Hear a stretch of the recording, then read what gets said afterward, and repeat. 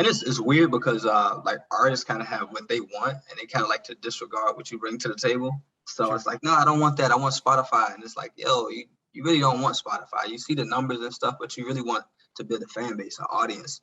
You want to say, hey, who am I? Who do I talk to? Well, I mean, who is my message for? And how do I present that to them in an engaging way that kind of builds over time?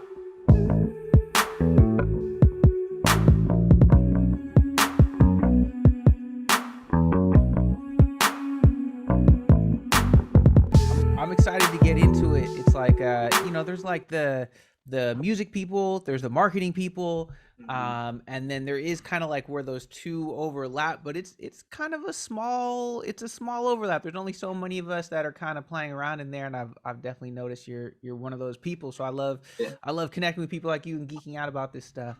Yeah.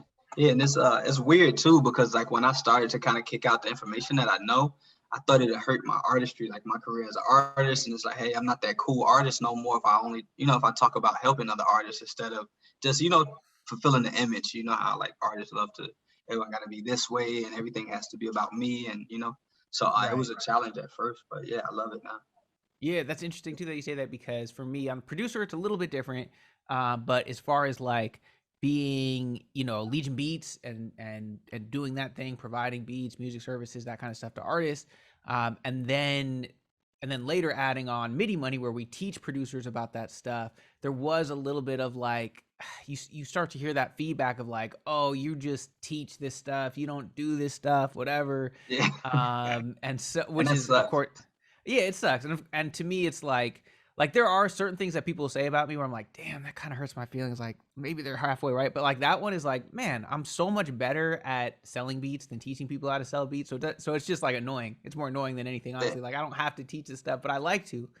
And people But need help, man. That's the thing about it. It's like yeah, how is the help gonna get out if it's not from the people who are actually playing in both? I think yeah, anything outside of that is kind of it's a distorted version of help because they haven't been where you're trying to take people yourself.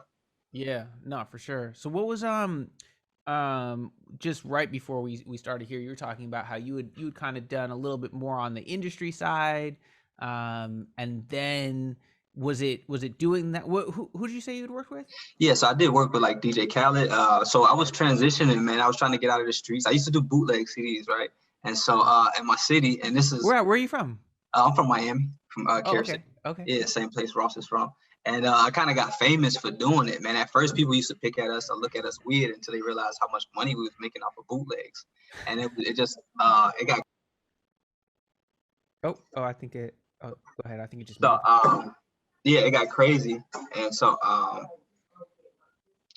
artists like Rick Ross, like I met Jeezy out there, I met BMF, and Khaled would come a lot. He would always frequent it, and he gave us his phone number one time, and so we never really kind of hit it off. But once it got to the point where I was catching felonies behind selling bootlegs, I was like, yo, we got to do something different and kind of transition. And I just knew like, yo, there's nothing else I could do to kind of make this money, especially not legally making almost $500 a day selling bootlegs. I wanted to transition into the music industry, so I reached out and hit Khaled up, and of course he stuck us on the street team.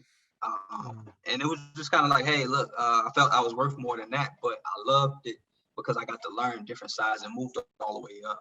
And then once I transitioned from that, I met these dope artists that I really wanted to manage and help push and market, and they felt like I didn't know what I was doing at all. And it was listening to their friends and this. So I said, hey, look, I'll take this other guy. We're gonna start doing music, and I just blow it up. I'm not even an artist or nothing. I just trying to prove a point to get these guys' attention, so they can okay me and say, hey, look, you're good enough to manage us or to market us or whatever, and we trust you. But what happened was we dropped our first song. I got 20,000 streams in the first week, bookings out of town and stuff. And so now I'm a rapper because that's what's happening and people loving it. Yeah, and they kind of just accidental ran on, rapper. man. Yeah, yeah. So it kind of just ran on and exploded over the next 5 years from that. Yeah. Nice. And then, but you continue to do the artist side of things, but then also the The management, the marketing, marketing, yeah, and all that yeah, kind of because stuff. I kind of had to manage and market everything we had going on as artists. We were a duo, and so my boy, he kind of just did music and videos, and I kind of had to do everything else. And so it was a learning experience, applying the knowledge I already had previously, and just kind of learning. And then the digital thing kind of happened in the midst of that because everything was street team. Like we would take posters and run it up, light poles and everywhere. I mean, you couldn't go to an event without seeing major posters like life size cutouts and stuff because that's just Yeah. how kind of how we promote it. And now in a digital space, it kind of just figuring out how does that transition from the streets into the internet. And yeah, that's Right. what I've just been kind of doing and perfecting that. Yeah, Yeah. no, that's interesting. I think it can go one or two ways when people have that background. Like, the analogy for me as a producer is like if you started making beats, on some old hardware or something, then in a lot of ways, either you're going to take those skills and be able to translate them into all the cool new software stuff, and you're going to be even doper and better, or you're going to kind of get left behind because you don't understand it. I think it's the same thing in the marketing world where all these concepts basically just get recycled, the same ideas, right? Like whether if that is literally out, in the streets handing out stuff, or whether if that is figuring out how to do, digital, advertising, organic, any of that kind of stuff. It's all the same like concept. It's just, can you figure out how to translate that? And I think in a lot of ways, it can be an advantage if you come from the version where you had to actually physically go do it. You know what I mean? Oh, did I lose you? Yeah, working with DJ Khaled, Street Yeah. Team. Yeah. And then, that evolved to you kind of managing, and then you becoming your own case study essentially as an Yeah. artist, and then that kind of growing into its own thing. And then kind of the evolution from like the analog version, let's say, of like, I don't know, putting up Yeah. posters, Guerrilla handing marketing. stuff out Yeah. to the digital version. Um, and yeah, man. So I don't know, maybe we can take it from there. So what did that transition look like for you? I mean, from coming from an artist, I mean, like becoming an artist, it was a different thing because I had to be in the studio, I had to record, and I had to connect with engineers, and then I had to also route tours and handle bookings and act like my name was Rose in the emails, like I had representation that was, outside just to look professional. Yeah, man, but we got hung on a tour one time, and that's what kind of made it me like, yo, I need help. We had 2 weeks in Cali, about nine, I think 7 to 9 dates, and bro, we flew in from I think from one part of Cali, had to drive 9 hours away to the first show, 7 hours back. It was just routed horribly, and I was like, yeah, this can't be life. Yeah, I didn't want to do that anymore. So, but fast forward, man, we had some cool stuff. Entertainment reached out to kind of do our booking and stuff like that. But the group, we kind of separated on direction. We two artists, we kind of had different plans at that point. We wasn't at the starting point no more. We had some form of success, and I guess our own ideas was kind of conflicting. And so I took a break, and I was like, you know what, I'm gonna help artists full time, and that's what started the I help rap artists situation and the Young Exec. And so I've been doing that, and now I'm just getting back into becoming an artist again, a solo artist. So yeah, Okay, cool. dope. Yeah, I think yeah, I remember seeing some of the I help rap. Is it I help rap artists? Is that Yeah, the yeah. handle and stuff like that and the title? I help rap artists. I still got some of the videos on my the Young Exec page and my IGTV. It's a lot of gems. The most videos that got the best responses and value. And so Nice. that's what I just wanted to add value to the space. And I seen a lot of artists were still moving off the old way and not knowing how they can actually get in front of people, target people online that do like them or engage with the content. So I kind of just wanted to put that out there and kind of help.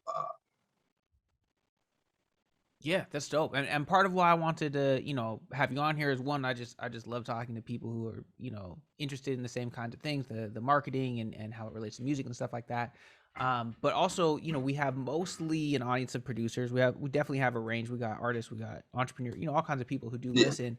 But what I thought was specifically interesting for you, that'll be interesting to a lot of producers, is you do a lot of stuff for an audience of artists, just like a lot of producers do. Yeah, You yeah. know what I mean? And that's one of the things that a lot of times we're teaching is, okay, cool, sell beats. That's probably what you want to sell if you're a producer, but also how do you add value in these different ways, whether if that is different services, information, that type of thing. And so you're somebody who I see who's doing really well, offering a lot of value on that side. So I'd love to just, I want to dive in a little bit more as far as your process there and stuff like that. So I know you have what's the the value ladder? What's the different products that you offer to artists? So and it's weird because like artists kind of have what they want and they kind of like to disregard what you bring to the table. So Sure. it's like, no, I don't want that. I want Spotify. And it's like, yo, you really don't want Spotify. You see the numbers and stuff, but you really want to build a fan base, an audience. You want to say, hey, who am I? Who do I talk to? Or, I mean, who is my message for? And how do I present that to them in an engaging way that kind of builds over time and create a community? And that's what I try to help Right. artists understand. It's like, it's not about the numbers. It's about up on Spotify from having a small base of people who are really dedicated. And when I put out content on music, they resonate with it. And I guess it, caught the algorithms of Spotify and resulted in explosion. But yeah, that's my main thing. Is like, how do we find out who you speaking to? Because most artists don't know. They, hey, I rap. I'm a rapper, and I sound like this person. And it's like, yo, it's very, it's a lot of different styles of rap, especially now mixing genres and what can you find your audience? So I asked them something simple. It's like, yo, if your audience, what would they shop at? If they drunk coffee, would it be more of a Dunkin Donuts or a Starbucks? And they're lost, and it's like, yo, you need to find out what do they shop? What do they like? What do they eat? And it kind of makes them think more so like, yo, I don't know anything about my audience and what are you speaking about? And that might help you. So I kind of start from there and just getting that, what does the brand stand for? What's the identity? Who are you speaking to? And then from there, we can kind of target the audience. And then that's the biggest thing is targeting them and what to put in front of them. And so I like to use Facebook for that. I like to use Instagram influencers because on Facebook, you got to test the audience. And sometimes that can cost thousands of dollars before you pull in the right data. You can pull in influencers for, 100, 150 a piece, and you get a lot of traction. Now you have an audience and content that works well, and you can target that and build up a lookalike audience from there. So it's kind of like a hack to the testing process. I like that. So as far as the process for finding influencers, finding the right influencers, making sure they post the right content with the right call to action, what does that look like? What's the process there? So that just looks like it goes on to the message. So if it's more so like street, I would test out like a Say Cheese or a smaller form of that type of page. If it's more I say like commercial, or I'll probably go towards more like our generation music or something like that. And so we just figure that out. And sometimes we miss, and that's the thing. It's like, and that's why I let artists know, hey, this is testing. We're trying to figure things out in the beginning. So we will go across all these things based on the research I just kind of do. Check on similar artists like them and see what they're doing. And a lot of things I like to do is if I could find a smaller artist that hasn't really hit like a peak or a crazy amount of buzz, you can kind of search them up and you can see the exact platforms they're doing interviews on. You can see exactly, what kind of blogs they're getting posted on. And most of the time, these are blogs, smaller interviews, smaller YouTube channels. Like, for example, it's an artist named Raken. He's just coming up and I'm searching him and I see, he's Twitch live streams is what they're kind of using to kind of get him out there. Because of the guy who's doing a reaction video is like, it's only 4,000 views on this video. Why do they keep using him? And then I realized, he's live streaming from Twitch where he has 500,000, subscribers on there. So, right. But they're using stuff like that. So I would kind of mirror stuff like that and just kind of see where the artist falls at and how could that help? And if we get traction from it, let's keep doing it. If not, let's figure something else out and just understand that we're testing right now. So after we test and we kind of have a solid amount of information, and it's all on goals. So some artists get famous. I don't want to have to spend all of this. I just want to make money. So let's set up a ClickFunnels and see how we can add value to people and get them into your world, meeting you from the first day to becoming a customer that's, spending $20 with you. What kind of funnels are you setting up for artists? What's is it like a free plus shipping? So one of them is free plus shipping. Another one is, hey, get this free t-shirt. Or get access to exclusive videos, and you get the email, then video, of course, and just kind of lead them into like a value proposition, maybe like a emotional piece of content that kind of connects with the art in some kind of way. It's just the one I got now. Probably can. And what's the thing as you pull it up? What are the things that you've seen that have worked that have sold? Because like as a producer, I feel like there's a little or maybe a big advantage compared to an artist because we still as of right now at least have a product that people will spend money like beats like people will spend money like maybe like I see your funnel and that was like that's the epitome of like a producer funnel. It's like that's amazing. It's like how did not But an artist you can't really do that with unless they it's a little trickier, right? Audience. It's more about, and when people ask me, I say, okay, well, it's basically what you're saying. It's about growing that list, it's nurturing that relationship, and then okay, how do we leverage that into products and experiences now that you have that relationship? Because the music itself, it's almost an inconvenience. If you say, oh, here's an MP3 download, it's like, well, can I just go on Spotify and listen or no? Like this is annoying. So one of the ones I've seen kind of working well. Was giving away a free mask that was branded with the artist, or a message on that mask that kind of resonates with the audience they're going after. So not so much music leading. It's like, hey, get this free mask. And when you come in, it's like, yo, the mask is free. Get it, just pay shipping on the mask. And then, hey, it's an order bump. You'll get 2 more of these for $12. And after they do that, then they can get the shirt that matches the mask. And then, it's a bundle from there. And then that's what the bundle you're introducing to the music. So by the time you get introduced to the music, you already spent about $22, on masks that you need to wear now because of CDC recommendations and stuff like that. So I kind of, that was one that kind of worked well right out the gate. That's dope. So for something like that, as far as getting the traffic there in the first place, is it an ad? Like, what is it about that? Like, why does anybody want that mask to even pay the shipping for it? Is it just got a cool design? Or so at that point, yeah, it's just based on the cool design or something on it that says, hey, look, that's dope. Got it. So at that point, you're almost treating it more as like, I don't know, an e-com thing or something where you're selling masks. And then it's like, okay, how can I create an ad or organic content or an influencer or whatever it is that's like, hey, check it out. These masks are dope. Go here. They're free. You just got to pay the shipping. Bam. Now they see that. Okay, cool. Maybe I'll buy a couple more from the order form bump. Maybe I'll buy this t-shirt or whatever that's got the same thing. And now is the next step, is the next page where it's like, hey, what's up? My name's Gabe. I'm actually an artist. This is my stuff, blah, blah, blah. I'd love to, is that like kind of right? Yeah, kind of just like that. Yeah. Okay. Dope. Just like that. So, and it does have any previous fans because then you can kind of, it's, they already know what you got going on. But if not, if it's brand new and you have nothing going on, if an artist want to take that route. But my problem is most artists don't want to take that route. They want to go towards, hey, I need to be seen on the biggest websites. I need an interview here. I need to spend $8,000 on WorldStar. That's not going to get me any views or a return on my investment. I just want to look cool and have some people call me and say, hey, you was on WorldStar. So, that's the problem. And a part of that is like mindset. And you have to kind of reframe or reteach them and make them all these false concepts. And it's like, yo, the music industry has changed dramatically over the past few years. And if you want to, succeed that way, you're going to need an income and you're going to need money. So why not set up a funnel to kind of generate income? Why not, set up a website, at least at minimum, set up a Shopify store and let's get some traffic going there. Because for you to get monetized on YouTube, you're going to need a website and become a Google partner anyway. So. Right. Yeah. And it's the same. It's, the producer version is, well, I just want to get placements and I don't want to be an entrepreneur. I don't want to build funnels and write emails and, so I see it also. But of course, I know the guys with placements who still come back around 5-10 years later and, you still got to do this. You know them. They literally hit me up specifically. Like, I'm like, damn, bro, you won Grammys and you made my favorite song. And like, it's not a big secret. Some of these guys I've worked with, but they're looking at me like, damn, how did you're making, consistent, better money. Like, can you show me how to do that? And then that's fun for me. I get to work with some of these guys who are way more successful on the industry side than I ever was back when I was trying to be.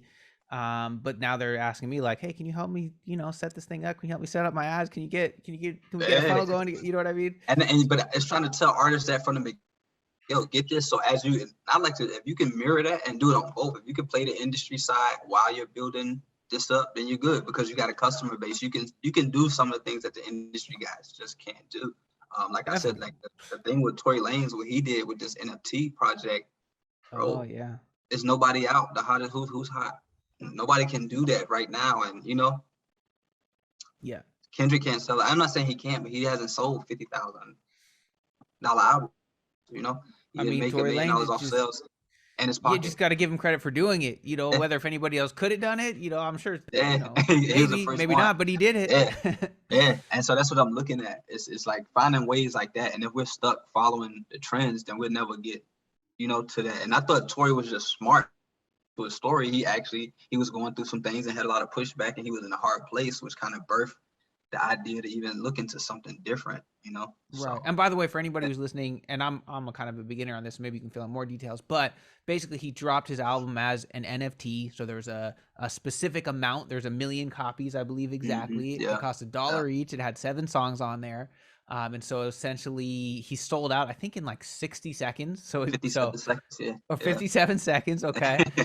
So there's $1 million in a minute, essentially. But then with the NFTs, what's dope is you have this kind of royalty, where basically now they're essentially like collector's items, because there's exactly 1 million. So then if somebody resells that, As a fan, that's dope because they can Make money. potentially sell it for more. And also the original, Tory Lanez and I assume hopefully the producers and other people involved are Yeah. also getting a Royalties from percentage it. because of Yeah. the way it's kind of built into the smart contracts and the technology. A lot of it's over my head, but I understand that that's more or Yeah. less the Nah, same for result. me. Yeah, same for me. It's a little confusing, but I just see the potential in it. It's like even with the smart contracts or with the Yep. royalties, as an independent artist, we have to, if you don't have a pub deal or admin deal, you have to pay out your own royalties every month, essentially. Right. Just a few apps or programs that came out recently that kind of helps assist with that. But with the smart contracts, you can just plug that in one time and everybody gets paid, as the sale happens. And you don't have to worry about calling anybody, hey, with my royalty check, I didn't get anything sent out, you know? And so that Right. used to be a real hassle, man. Like, Right. Yeah. No, that's yeah. There's some exciting stuff there. So I'm wondering more about like, okay, so we talked a little bit about what you're teaching artists, which I think is super mhm. dope because that's, similar message to what I'm teaching as well. I'm wondering about your sales process. How are you selling to artists? How are you generating the traffic? What's that funnel look like? What's the, you know what I mean? How are So you doing it? basically what I'm doing is like I'm dropping little small videos, adding value, and then I take those same videos and run ads to them, and they go to a funnel, basically saying, and I changed it a few different ways. My first funnel was a ebook. It was a Hmm. free ebook on Instagram. That's kind of how I built majority of the list, and I was running ads to that. Hey, how get better results on Instagram as an artist, and it was simple. It was like 5 pages. It was just showing them how they can, create an aesthetic, position themselves, small little easy tips, and people got a lot of value from it. And I put that out while I was working on a bigger one, but that was the Spotify growth hacks.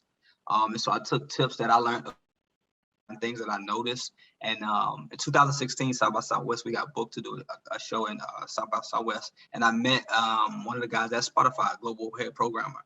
And we spoke for like an hour. He was just giving me gym after gym after gym. And I was like, yo, wow. And I sat on that information until I started the Spotify growth hacks, and I put a lot of that in there. And I sold that for, I think, $27. And that Hmm. was like the best performing product. But what happened after that, the next upsell, people didn't want the consultation. I was trying to sell consultation and the course, and they was just saying, playlist. I need to get on the playlist. I need to. And so it kind of forced me to say, how can I serve these people in this area, which I didn't like. But I found a few curators and stuff that I could kind of get with. And then the game just kind of changed rapidly, man. After like a year, it was like every playlist was like botted out, so I said, I got to pull back from this. I got to figure something else out. I don't want to be recommending, people to these guys and just selling them, messing up the algorithm. That goes against everything I kind of stand for. Yeah. And it's just not going to help. How can you retarget bot traffic? So, so I came up with a full course, man, and just a mastermind. I just kind of gave them everything. And that's what I messed up at. Yeah, I've realized that. I put all my knowledge into one product as a businessman. That was a bad move, but I felt like as value, it provided a lot of value to artists. Yeah. Yeah, But I mean, man, there's a lot there. I mean, I don't think that's a bad move. I don't yeah. necessarily think that's basically what we did with Midi Money. We've got multiple products now for producers, but our flagship course and program is Producer Funnel Secrets, and that includes a full, training that shows every single thing basically that we've done as far as how we built our funnel, all that kind of stuff, the template for the funnel, the template Yeah. for the emails, for the text messages, you get coaching, you get like, it's Mm. insane. There's an offer library. So like, you want to try And to put together that's your amazing. offer. Yeah, the offer library is Offer a dope. library. Just Yeah. that So alone, basically, man. bro, so it's just like, okay, like let's say you're a producer or it's you, right? And you've Yeah. got your Spotify growth hacks and you're like, okay, cool, I want this, but this is great, but now I need some bonuses, I need some other products to help build the value. Oh, well, check it out. Mm-hmm. Here's 100 things that other people in our community have contributed. It's a chance for them to get their stuff in front of other people. It's a chance for you to Oh, add more value to your, audience. particular product or offer or whatever. So that's been super dope. But yeah, we kind of put everything in there, and it's like, part of me was like, yeah, man, I can't believe we're giving everything away. But ultimately, it's like, I just think that that's honestly the way to do it. You just give them everything, Yeah. and then they'll, even in my free content, it's not like it's not like there's any secrets. Yeah. Like Yeah. you should join the course because it's structured, it's organized, it's tell you step by step. You get that you know, that group coaching, you're in that community. So there's reasons to buy the course, but there's really not like, oh, I waited to tell you this one magic thing till you're behind this paywall, or you paid for this thing. Sorry, maybe it's bad for me to say as somebody who sells courses and stuff, but it's the reality. And I've seen it too from my mentors, you know, people like Russell Brunson, where like, bro, you can read his books, they're free plus shipping, it's like $10, and then you can be in his everything in there, bro. And everything then if you're in his $25,000 mastermind, which I've been, it's the same information. You know, it's delivered in a different way, and you get more access, and there's community, and there's reasons to do it, but there's really not like, oh, here's the real secret. It's actually not. It's like the shit's right there. So like, to me, it's like, give the best stuff away, put it in your content, put it in your courses, of course, and even in your free stuff, because people will learn from that, and they'll want more access. They'll want to, you know, keep ascending up as you keep ascending up. And even if you put everything you know, quote unquote, know now, that knowledge base is growing. And every time, you know, this is something I've learned too. I learned this actually from Stephen Larson, who's, you know, a great marketer, which is this concept that every time you solve one problem for your customer, you create more. And this is a good thing, right? Like maybe you like perfect for you, right? You had your Spotify growth hacks. Great. Maybe you solved the problem of, you know, understanding the algorithm, understanding certain things, but then now they have this problem of, you know, well, I don't want to do the work, you know, so that's why they wanted the placements, right? So then it's like, okay, cool. So I created a new problem. Can I solve that problem, right? Yeah. Or, you know, maybe it's, you know, I help my customer make a whole bunch of money. Now they need to figure out where to invest it. You know, it's not a bad thing. It's a good thing. It's just that there's always going to be that next level, next step, you know? So, and how is that one selling, by the way? I know it's tough, you know, especially in our industry, when you've got a mid to high ticket course like that, it can be a real challenge, because you know. So what I did, I mean, I'll answer the second part first, because it's a little easier. Okay. I realized is that nobody really wanted to come out and pay $400 or $500 for a course right off the rip.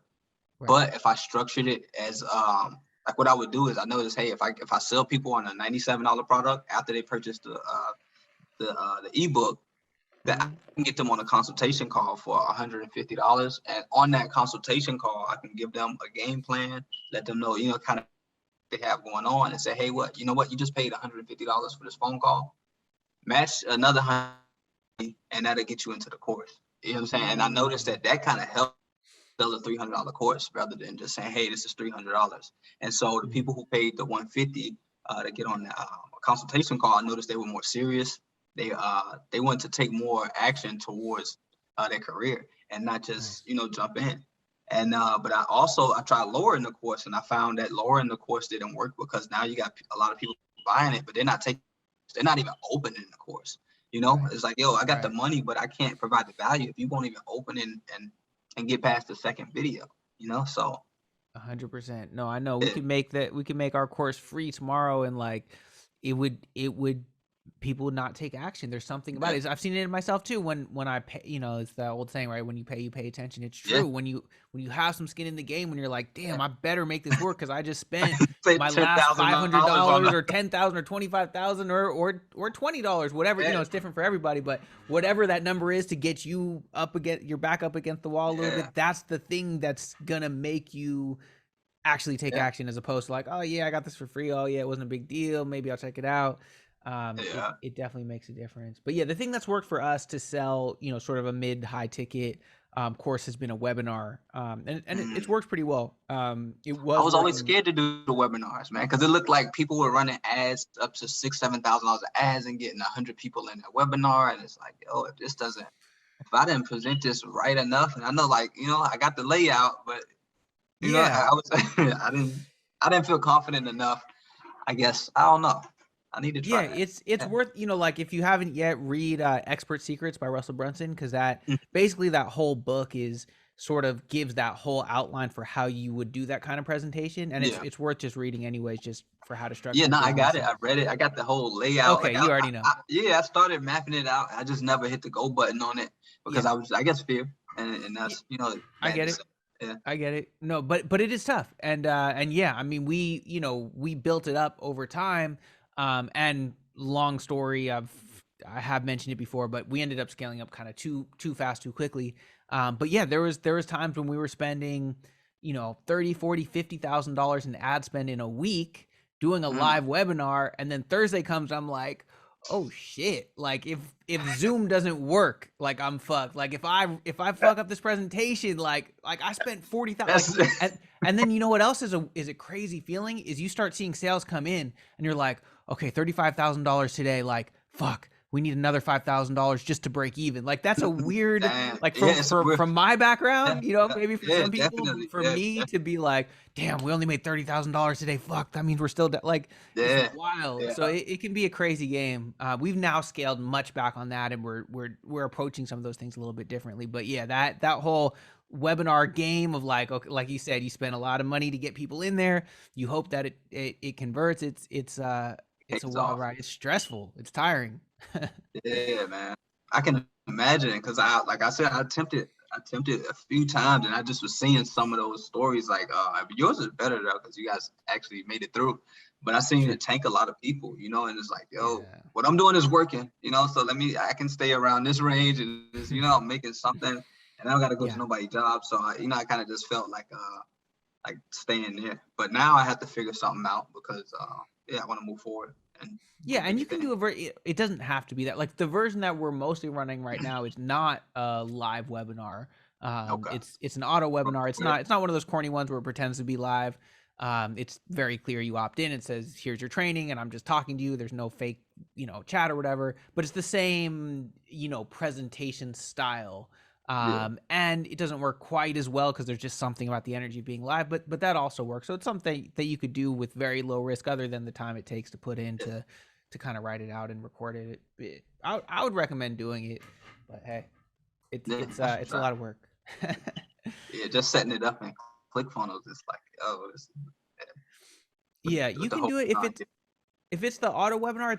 You can actually do pretty simple. It's basically opt-in page. The next page just has the video there. It just says your training starts now. So it's no webinar jam and none of that. The way that I'm doing it, no, it's super simple. It's really not a lot of crazy automation other than, you know, we do have text messages and emails and stuff that go out. But as far as the actual funnel pages, it's literally like opt in, next page, here's the video, order form button pops up after a few minutes or whatever. That takes them to a separate page for the order form. And that's as far as the pages. Okay, so that reminds me of what's his name? Funnel. What's his name? I can't think of his name, but he looks super young. He looks like he's about 16. Are you talking about Dan Henry? Yeah, Dan Henry. Henry. Yeah, sure. I think he was the first one I seen with like a simple webinar funnel like that. Yeah, he's amazing for sure. We've definitely gotten some ideas from him for sure. He's a smart dude. And you know, one of the things that he does really well that I am horrible at is focus. Like this, he will really like do one thing, you know, which is tough for me. It's tough. I think it's tough for any entrepreneur. I'm not saying it's easy for him. It takes a ton of discipline where it's like, okay, I've got Legion Beats and we've got these 3 different things. And then I got Midi Money and that's got 3 or 4 different things. And we've got software and we've got, you know, and it's fun and I like to do it, but it's also like, man, probably if I like really honed in on one or even just one or 2 specific funnels and products, like it would probably blow up way more. It's just hard to have that. I think it's kind of hard to do that, man, because things could change so fast. I'd like to have funnels that go, and then a month, 2 months later down the line, it's like, yo, it's nothing happening. So that's true too, and it's a balance. Like all the smartest people I've talked to that have had the most success, they all basically say the same thing as far as focus, work on that one thing. But at the same time, it's like I have had situations where I was working on something and then I was like, I shouldn't try this other thing because I should focus. But then I do try that other thing and it goes crazy and that ends up being the thing that really, you know, so it's like, it's hard to know. There's like a balance. You just have to figure out where that balance is and you don't always know in advance. I think the biggest thing, and maybe for somebody who's listening or watching that is still trying to figure it out, like when you're in those early stages, like you do have to stick with it long enough to give it a chance. Because sometimes I think people don't know. Like I think maybe for you and I, we've done enough things that we have an idea of like, okay, we've had things that have taken off. So we have some idea. Whereas if you don't, you might be like, okay, well, I don't know. I put 2 weeks into this. I built it. And 3 days later, and I'm not rich yet. Like, you know, that's not, man. It took a while to see those type of results that you want to see. You know, like, but my first funnel, to go to do well. Even my first funnel, that was years of affiliate marketing. That was years of marketing. That was paying for different courses and stuff like that. And that was years of in the real world guerrilla marketing. I applied all of my strategies and everything I learned in my life up to that point to be able to do that. And some people are just coming from nothing and thinking, hey, I can just sit and snap in. I'm not saying it's not possible, but it wasn't like the first thing I did to actually take off. It takes time. It takes time. So yeah, so I think it's okay to try different things, but you have to give things enough time to actually know if they're working before you give up on them. You mentioned affiliate marketing. That's something that's been huge for me in both Legion Beats and Midi Money. And I know that. Thank you. I know you're an affiliate for Legion Beats, and I appreciate that. And you've brought us some traffic, and hopefully you've made some money doing that as well. Yeah. Maybe you can talk a little bit about that. What's your experience been with affiliate marketing? Oh man, well, my first experience with it was like I used to do websites. So I did web design, and then I hosted with iPage, and iPage had an affiliate where they would pay you $100 to basically bring someone to host on there. And so by me doing websites, I had to host all of my clients somewhere. And so I would just stick them all on iPage, and I was getting these $1,000 checks in the mail every month from iPage. I was like, yo, this is something to look at. And I kind of stopped from there. But when ClickFunnels came around, that's what kind of really brought me back into it and said, like, yo, this is a cool product. I believe in, Russell. I believe in, this funnel system. And I kind of went in on it, from there.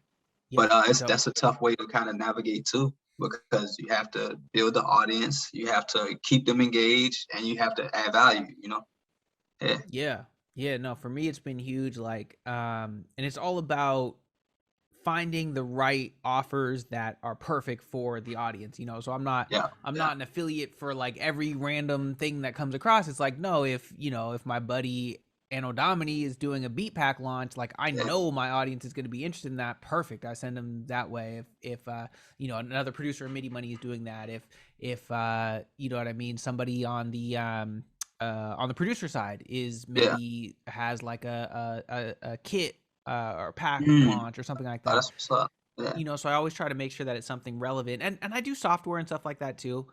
In fact, one cool little affiliate marketing hack that's been working well is I have a resources page. So like if you go to midimoney.com/resources, I've got one for producers. You go to legionbeats.com/resources, I've got one for artists. And so basically what that is it's got a bunch of stuff. It's stuff that I use. Some of it is my own stuff. Some of it is links to like software. But most of it, not all of it, is affiliate offers. So it's things that happen to have, things that I would absolutely genuinely recommend, but they happen to have affiliate links as well.